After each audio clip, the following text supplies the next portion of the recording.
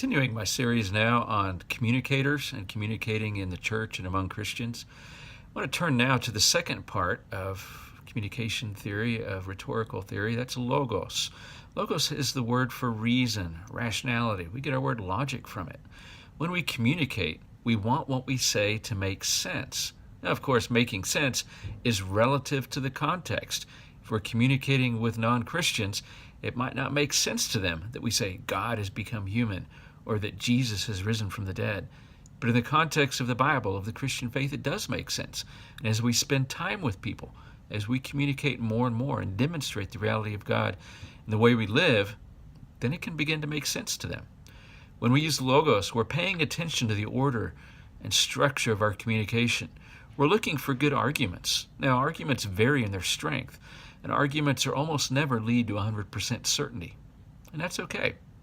Use the cumulative power of arguments, not just one argument, but a whole set of arguments.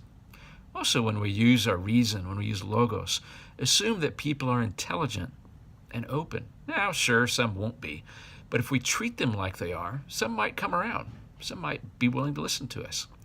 We also need to be willing to admit our own lack of understanding.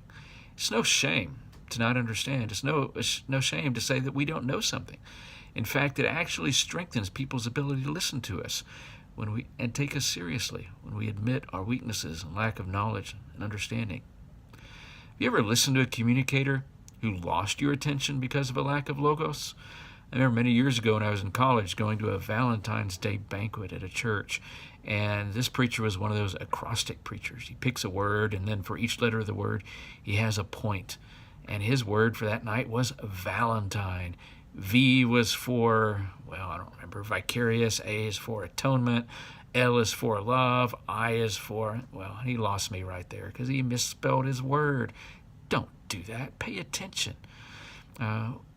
As you communicate, what are some ways that you can make your communication more reliant on making sense rather than just being forceful, raising your voice, or using your position of authority?